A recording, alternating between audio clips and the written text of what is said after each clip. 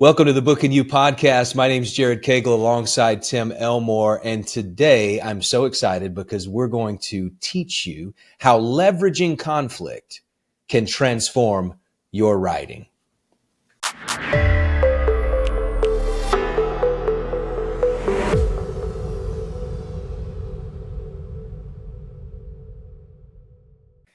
Tim, I'm thrilled to dig into this topic today. And as we were talking before this, I'm hearing a little bit of where your mind is, but conflict in especially today's time, right? We live in a day of conflict. And I'd love for you to kick us off just with this idea of how conflict really is something that's a part of our everyday, but also something that we should be leveraging when it comes to our writing. Yeah, this is really a counterintuitive concept, isn't it? Because conflict is usually seen under the negative column, not the positive column. Right. We run from it, especially in our world today. Jared, I was reading recently in 2016, more countries were enduring conflict than at any point in the last 30 years. Wow. And of course, when we look around our own nation, we got a polarized population politically and socially and in every other way. It seems like we're all screaming at each other on social media. Last year in 2024, we had a 25% increase in politically violent events in our country. It's like, what is going on? I always feel for the kids looking up at the adults going, is this how you do adulthood, mom and dad? But my point today and our point today, Jared, is as listeners think about the words they're sharing and the concepts they're writing in a book or a potential book, I actually think conflict is necessary. It's not to be avoided. It's to be embraced. So that's the big idea. Yeah. I'd love for you, Tim, as we get started here, to kind of give us an analogy on what that looks like and help us to capture this picture. Yeah. So I believe that the people we're writing to have 10,000 messages a day coming at them. When you count everything, emails, social media, billboards, conversations, think about it, 10,000 messages a day. That's actually data from Malcolm Gladwell. Wow. So my message, if I want to get it across somebody, is up against 9,999 other messages. Oh my gosh, OMG, I've got to do something. Well, I think that something is introduce conflict because I think people learn just in time, not just in case. Oh, wow. Think about how much we were taught in school that was just in case. Just in case you need this algebra equation, Johnny, I'll give it to you. And Johnny's going, will I ever use this in my life? No. So we need to make sure we introduce a conflict that people go, oh my gosh, that's really real in my life. Then I talk about the solution to that conflict. But I need to remind them of the dilemma they're already facing. So here's my analogy. If you want to talk to somebody about the value of water, go start a fire, right? Okay. All of us have in our recent memories footage on the news of those California wildfires, don't we? It's crazy. Yeah. I lived in California for 20 years. I never saw so much acreage consumed by a wildfire. Thousands lost their homes. It was crazy. But you look at those fires and water was, oh my gosh, of high value. You're right. In fact, remember hearing the story, Jared, on the news that people firefighters were plugging up hoses to the fire hydrants to try to spray out the fires. And there was no pressure. And the reason is because everybody's fire alarm had gone off in their home and water was sprinkling down by the thousands of homes. So they had used it all up. Here's my point. Fire is a source of problem and it needs water to quench its spread. Salt's another great example. Salt needs water to quench our thirst. So what authors need to do is say, how do I introduce the dilemma I'm about to address? But let me introduce it first in my writing, then my problem solving continues. So I'll stop there, but I think that's the big idea. And it's a great big idea, this idea of needing to learn something just in time rather than just in case. Yeah. And for authors, aspiring authors out there who we're talking to today, Tim, I think it's an important framework or mindset to get into when you're behind the pen or behind the keyboard. You know, it's your responsibility as the Yeah. author. It's your responsibility when you're writing to introduce these conflicts, Yes. to make someone thirsty, Yes. to make someone need, understand their need for what you're about to present to them. I think Yeah. this is a powerful lesson, Tim. It's exactly right. Here's another way to say it. Think about the people that might pick up your book, aspiring authors listening right now. The reason they picked it up is they thought, "Oh, I need that." Isn't that true? Most of the books I read, unless it's a novel on the beach during vacation, "Oh, I need this self-help book." Okay. So, people learn on a need to know basis. That's why they pick up the book. So you want to convince them in that first chapter, you did the right thing, John. You did the right thing by picking up this book. So usually the first chapter of my book, Jared, and I'll talk about my newest book before we're done here. That whole first chapter is convincing the reader you just did the right thing by picking up this book. And I know that sounds terribly narcissistic, but that's what you got to do because your book's up against a bunch of others.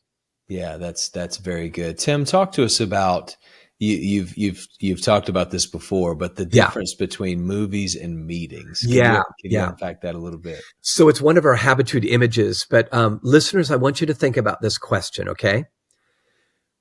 If you had a choice between choosing to go to a 2-hour movie or a 2-hour meeting, which would you choose? I'm laughing because I know exactly what 99% of you would. 2-hour meeting, 2-hour movie. I'm going to a movie, baby. That sort of thing. Yeah. But think about it for a minute.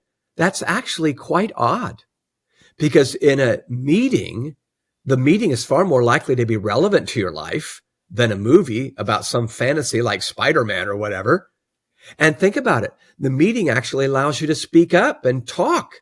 You're supposed to be quiet in the movie. But most of the time, if we chose between a meeting or a movie, both 2 hours, we'd pick a movie. Here's the reason. Conflict. Now, there is conflict in meetings sometimes, but isn't it true? In most meetings, we try to avoid conflict because Bob's over there and Nancy, we need her donations. So don't say anything to stir anybody up. Just just make a motion, second the motion, and get done. Movies welcome conflict. In fact, I would say the reason you go to a movie and the reason you walk out of that cinema afterwards and say to your spouse, that was a great movie, is because there was a great conflict. So I just mentioned Spider-Man kind of in passing. Isn't it true? Spider-Man has a great villain to fight, the Green Goblin or whatever. And I mean, in that great conflict, we are drawn in our hearts to want to help him resolve that conflict. So I'm telling you, we need to make sure that our book feels more like a movie than a meeting. And most of the time, a new author, it feels like a meeting. Information.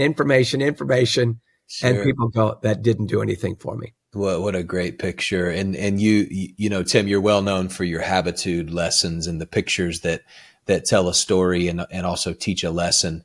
I'd love for you to go a little deeper into this one in particular with this habitude. Sure. Well, I go back to the books that I've done. They're not all amazing, but I've tried to practice this principle. One phrase I try to live by, think about this for a minute, Jared. In fact, I'd love for you to volley back on this one. Yeah. Life's not an adventure till something goes wrong. Oh, yeah. Isn't that true? It's kind of mundane, but when something goes wrong, holy moly, that's why we need leaders. I mean, John Maxwell's actually taught us we need leaders because problems exist. So if you want your book to be an adventure, remind people that something's gone wrong. We're too worried, or we don't have enough money, or we need better leaders, whatever it is. So engaging writers and communicators, for that matter, know how to utilize conflict and build their message like a good narrative. Then they choose the conflict in the story that will transport their readers to that destination. I believe that's what we need to do. Instead of running from conflict, which your amygdala wants you to do in your brain, fight or flight, we should run from it. So my premise, listeners, before we go into how do we do this, is engaging writers utilize conflict rather than run from it and build their message around it like a good narrative. That's the bottom line. And I think it's powerful. I'd love for you there's an author and professor Yeah. named Joseph Campbell who we've studied a lot. You talk a lot about him and sort of his framework on how to do this. Yeah. Tim, this is one of my favorite parts about our podcast here is, yes, we're giving you the why, we're giving you the what, but we're really trying to give you the how. We want you to walk away with practical tools, frameworks to be able to deploy in your own process. And we've had stories of writers. I was just with one last week in Florida who said, hey, I love listening to the episodes because it's stuff that I immediately take away and sit at my desk and put into practice. Yeah. So Tim, with Joseph Campbell's framework, as it relates to how to craft these narratives and leverage conflict, talk to us about how we can apply this to our own writing process. Sure. Yeah. So listeners, you may have heard Joseph Campbell's name.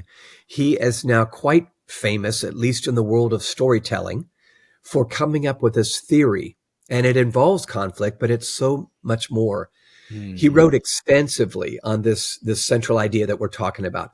His theory perceives all mythic narratives, all down through history. So the myths and the legends and the stories are all variations of a single great story. So think with me. He calls it the hero's journey. And he believes history is replete with copies of this one great story. And if you think about it, it's easy to see. I don't know if you all know this, but George Lucas, the great director and movie producer who did Star Wars and so many others, he studied Joseph Campbell and Campbell's theory and then wrote Star Wars. And it involves these components, which we'll talk about in just a minute. Stan Lee, remember the guy that wrote Spider-Man? I mentioned Spider-Man and so many of their comic strips. He used the same Joseph Campbell narrative. So Jared, here's the hero's journey that Joseph Campbell laid out. And listeners, I want you to be thinking about your writing as it relates to these 7 ingredients. So picture this as a recipe in a bowl. So flour, sugar, milk. Okay. These are the ingredients that go into the cake that make it a really, really good cake. So number 1, story. You need to figure out what is the story you're telling. Even if it's a nonfiction self-help book, there should be a bit of a narrative to the whole thing. I'm too worried. I don't have enough money, like I said before. Okay. So number 1 is story. Number 2, now you introduce the conflict. So the story is not happily ever after in chapter 1. That's later. There's this great conflict where we remind people of their dilemma. Number 3, there's a hero or a heroine. So someone is challenged to step up to the conflict and face it, resolve it, address it. Okay. So let me go back to Spider-Man. So Peter Parker, this teenager, right, in the story is faced with, do I use this power that I've just been given to just for fun, for me, selfishly, or do I use it to better mankind? Okay. That's the hero or the heroine. Number 4, a choice. So the hero or heroine is faced indeed with a decision. Do I just, live a selfish life, which many do, or do I step up and do something for others? All right. So step 5, a guide. So Jared, this is when it gets really fun. If you stop and think about the best movies, almost all of them follow Joseph Campbell's sequence here. There is a person or a something that steps in to guide the hero. So think with me for just a minute. Think about Star Wars. All right. We mentioned Star Wars and George Lucas and how he followed this. So there's Luke Skywalker and Princess Leia, right? That's the hero and the heroine. Who's the guide? Well, Yoda steps in, doesn't he? And Yoda gives this sage advice, or Obi-Wan Kenobi, right? Ben Kenobi steps up. He's the guide. He's now, in years past, he's this sage, this mentor, this coach. But the guide is the one who doesn't become the hero, but he offers the hero a bit of advice that makes them choose the right thing. Okay? Next step, number 6, is action. The hero ultimately has to act on what the guide has said. And then finally, number 7, resolution. There is some resolve. So let's go back. Let's go back to Peter Parker. Listeners, I hope you're geeking out like I'm geeking out right now. Okay. So Spider-Man is this teenager who gets these power. Peter Parker gets his power, right? He's bit by a spider and, oh my gosh, look what I can do now. I can fly and spin webs. Well, but there's the Green Goblin, right? Or some other villain that's out there. He really doesn't want to fight the Green Goblin right away. In fact, if you remember the script, he likes Mary Jane, and Mary Jane, she's a pretty girl, and he could just settle in with a pretty girl, get married and have 2.5 children and just settle in, that sort of thing. But if you remember, he decides, I got to do something, because a guide steps in, and it's Uncle Ben. Remember? And remember, Peter Parker and Ben are sitting in a car, and Ben says those famous words, with great power comes great responsibility. And Peter goes, oh my gosh, I got to be responsible with this power I've been given. He makes a choice. He steps in, he defeats the Green Goblin, and then he kisses the girl, which we all like. Okay. Now, this happens over and over and over again. I now dare you to go out and see a movie and watch for the sequence and see if you don't see it. You won't see it in a few, but if it's a good movie, you're going to see it. So I'll stop there, Jared. It's kind of, that's the big idea. Well, and I think it's helpful also just to have good examples, and well-known examples that we have seen. Most of us have seen either Star Wars or Spider-Man, but the temptation for authors primarily is to make themselves the hero, especially in nonfiction works. And we've talked about this some before. The challenge is to make the reader the hero.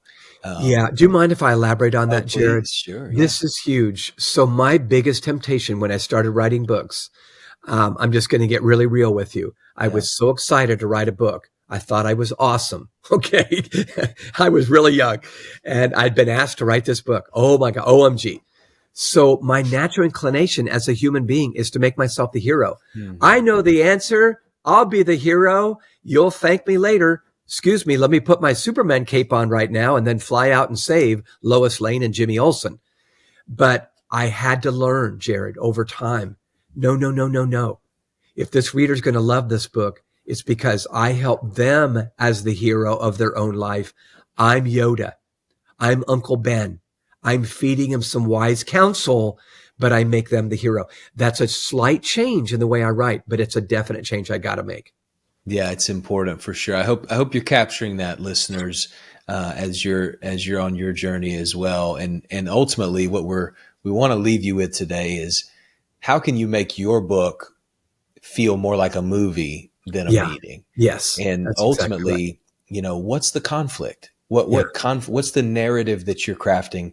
And what's that central conflict that is there in order to help the reader see and sense and understand their need for what you're offering them? Tim, I'd love for you to it's always good to get a window into reality and what's happening now. And you're working on a book and kind of in the sort of final stages of that process now. And I'm sure you've dealt with this even with this most recent project as well. Yeah, no doubt about it. So I just finished writing a book, and I've just turned it into the publisher, which I'm excited about. I